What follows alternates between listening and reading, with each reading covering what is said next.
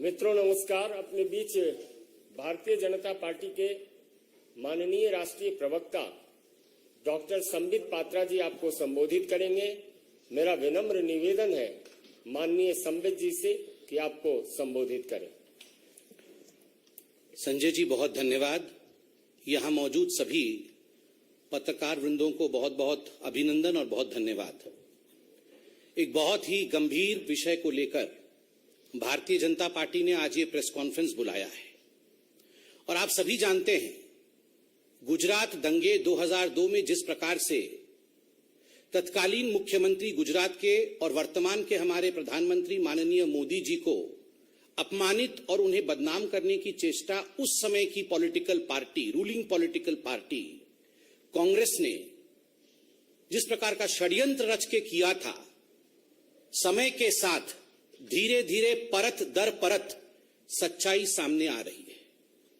आप सबको अवगत है कि चंद हफ्तों पहले सुप्रीम कोर्ट में जब यह केस कॉन्क्लूड किया था तो सुप्रीम कोर्ट ने कुछ सख्त टिप्पणी की थी। केवल टू रिफ्रेश द मेमोरी, आपके याददाश्त को ताजा करने के लिए वो 2 लाइन सुप्रीम कोर्ट से मैं पढ़ना चाहता हूं, क्योंकि आज जो प्रेस कॉन्फ्रेंस है इसी संदर्भ में है। सुप्रीम कोर्ट ने कहा था क्लीन चिट देते हुए नरेंद्र मोदी जी को कि the proceedings have been pursued for the last 16 years to keep the pot boiling, obviously for ulterior design. All those involved in such abuse of process need to be in the dock and proceeded with in accordance with the law. कुछ ऐसे लोग थे जो जानबूझ के अपने ulterior design, अपने षड्यंत्र के कारण, अपने मकसद के कारण पॉट बॉइलिंग अर्थात इस पूरे विषय को जीवित रखने का काम कर रहे थे और अतथ्य प्रस्तुत कर रहे थे। अब समय आ गया है, ये सुप्रीम कोर्ट ने कहा था कि इन लोगों के ऊपर भी कानून का सिकंजा कसे और इन लोगों को भी जुडिशियल ट्रायल फेस करना पड़े। यह सुप्रीम कोर्ट की सख्त टिप्पणी थी और मीडिया ने रिपोर्ट किया था। इसके पश्चात कुछ लोगों की गिरफ्तारी हुई। Teesta Setalvad, B Sreekumar, IPS officer Sanjiv Bhatt, कुछ लोग गिरफ्तार हुए।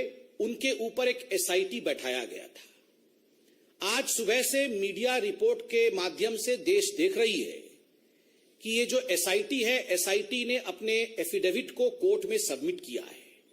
एफिडेविट ने अपने जांच को कंक्लूड करके ये जो रिपोर्ट रखा है, बहुत सारे सत्य को ये सामने लाती है। It reveals shocking truth, shocking facts have come to the fore after the SIT report in front of the court. बहुत स्पष्ट रूप से यह एफिडेविट कहती है कि तीस्ता सितलवाड़ और उनके साथी, उनके सहयोगी जो काम कर रहे थे, वो मानवता के लिए काम नहीं कर रहे थे। वो एक पॉलिटिकल डिजाइन के साथ, एक पॉलिटिकल ऑब्जेक्टिव के साथ, एक राजनैतिक मंसूबे के साथ काम कर रहे थे। और उनका मंसूबा क्या था? उनका 2 टूक मंसूबा था। They had 2 objectives. ये 2 पॉलिटिकल ऑब्जेक्टिव्स क्या थे? प्रथम पॉलिटिकल ऑब्जेक्टिव था dismissal and destabilisation of the publicly elected Gujarat government. उस समय जो राज्य की सरकार थी गुजरात में, किस प्रकार से उसे बर्खास्त किया जाए और उसे अस्थिर बनाया जाए, यह प्रथम राजनीतिक मनसा, यह प्रथम पॉलिटिकल ऑब्जेक्टिव तीस्ता सितलवाड़ और उनके मित्रों का था, उनके साथियों का था। और जो दूसरा मनसा था, the second political objective was to frame innocent people in Gujarat riot 2002, जिसमें आदरणीय प्रधानमंत्री नरेंद्र मोदी जी का नाम भी शामिल है।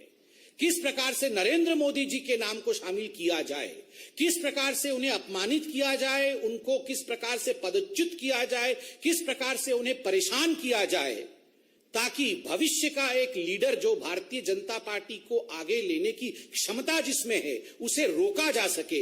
इस मनसा के साथ तीस्ता और उनके साथी काम कर रहे थे।